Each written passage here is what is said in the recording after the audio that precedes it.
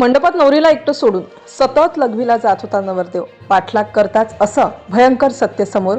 टॉयलेटमध्येच. दिल्लीच्या साहिबाबाद परिसरातील हे लग्न मोठ्या थाटामाटात आयोजित करण्यात आलं होतं. दोन्ही कुटुंबीय अनेक महिन्यांपासून या दिवसाची वाट पाहत होती. नवरीच्या चेहऱ्यावर आनंद स्पष्ट दिसत होता. नवरदेवही सुरुवातीला अगदी सामान्य वागत असल्याचं सर्वांना वाटत होतं. जयमालेचा कार्यक्रम पार पडला. टाळ्यांच्या कडकडाटामध्ये लग्न समारंभ पार पडत होता. सगळ्यांनी नातेवाईकांनी फोटो काढले. व्हिडिओग्राफर प्रत्येक क्षण कॅमेऱ्यात कैद करत होता. सर्व काही व्यवस्थित चालू होतं, पण त्याच वेळी काही जणांना नवरदेवाच्या वागण्यात एक विचित्र गोष्ट जाणवू लागली.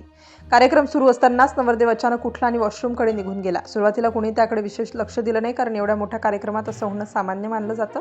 काही मिनिटांनी तो पुन्हा परत आला, पण काही वेळानंतर तो पुन्हा एकदा उठला. यावेळी त्याने वॉशरूममध्ये जाण्याचं कारण सांगितलं. पुन्हा काही मिनिटांनी तो परतला. नवरीने ही गोष्ट पाहिली, पण तिनेही त्यावेळी फार विचार केला नाही. मात्र वेळ जसा जसा पुढे सरकत गेला तसं तसं हे प्रकरण वाढू लागलं. नवरदेव काही वेळ मंडपात बसायचा आणि पुन्हा उठून निघून जायचा. प्रत्येक वेळी तेच कारण, वॉशरूम. आता काही नातेवाईकांनाही हा प्रकार विचित्र वाटू लागला. नवरीच्या मनातही शंकेचं बीज रोवलं गेलं. लग्नासारख्या महत्त्वाच्या क्षणी एखादी व्यक्ती इतक्या वेळा बाहेर का जाईल? नेमकं काय चाललं होतं तिच्या मनात? अनेक असे प्रश्न निर्माण झाले. ती शांतपणे नवरदेवाच्या हालचालींकडे लक्ष ठेवू लागली. प्रत्येक वेळी तो उठून जाताना त्याच्या चेहऱ्यावर एक वेगळीच घाई दिसत होती, जणू तो कुणापासून काहीतरी लपवत होता. दरम्यान फेऱ्यांच्या तयारीला सुरुवात झाली. पूजेची विधीची तयारी सुरू झाली. पाहुणे आपापल्या जागेवर बसले होते, पण नवरदेव पुन्हा एकदा उठला आणि वॉशरूमच्या दिशेने निघाला. यावेळी मात्र नवरीची शंका अधिकच वाटली. तिने आपल्या कुटुंबातील काही जवळच्या लोकांना एक गोष्ट सांगितली. सुरुवातीला त्यांनाही वाटलं काही कदाचित वैयक्तिक अडचण असेल, वैद्यकीय अडचण असेल, पण तरीही त्यांनी लक्ष ठेवण्याचा निर्णय घेतला. नवरदेव परत आला. काही वेळाने पुन्हा तो गेला, पुन्हा उठला. मात्र हा प्रकार सर्वांच्या लक्षात येऊ लागला. पाहुण्यांमध्ये कुजबूज सुरू झाली आणि काही जण एकमेकांना प्रश्न विचारू लागले. नवरीच्या भावाने आणि काही नातेवाईकांनी नवरदेवावर नजर ठेवायचं ठरवलं. तो पुन्हा बाहेर गेला. त्याचा पाठलाग करायचा असा निर्णय घेण्यात आला. वातावरण हळूहळू तणाव वाढू लागलं. काही मिनिटांनी अपेक्षेप्रमाणे नवरदेव पुन्हा उठला. यावेळी त्याने कुणाकडेही न पाहता घाईघाईने बाहेर जाण्याचा प्रयत्न केला. त्याच्या मागे काही जण शांतपणे निघाले. नवरदेव थेट वॉशरूमच्या दिशेने गेला. त्याने आत प्रवेश केला. त्याच्या मागोमाग गेलेले लोक बाहेरच थांबले. काही वेळ गेला, पण आतून कोणतीही हालचाल दिसत नव्हती. मिनिटामागून मिनिटं सरकत होती. बाहेर उभ्या असलेल्या लोकांच्या मनातील शंका आणखी वाढत होती. जर तो खरंच फक्त वॉशरूमसाठी गेला असेल तर मग इतका वेळ का लागत होता? काही वेळानंतर त्यांनी दरवाजाजवळ जाऊन कानोसा घेतला. आतून हलक्या आवाजात काहीतरी बोलणं सुरू असल्याचं त्याला जाणवलं, जणू आत एकापेक्षा जास्त लोक उपस्थित होते.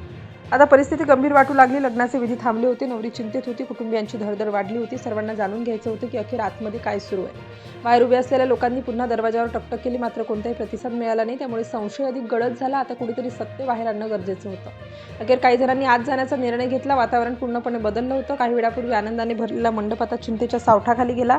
दरवाजा उघडताच समोर जे दृश्य दिसलं त्याने सर्वजण काही क्षणांसाठी स्तब्ध झाले. कुणालाही आपल्या डोळ्यांवर विश्वास बसत नव्हता, कारण त्यांनी जे पाहिलं त्याची कुणालाही अपेक्षा नव्हती.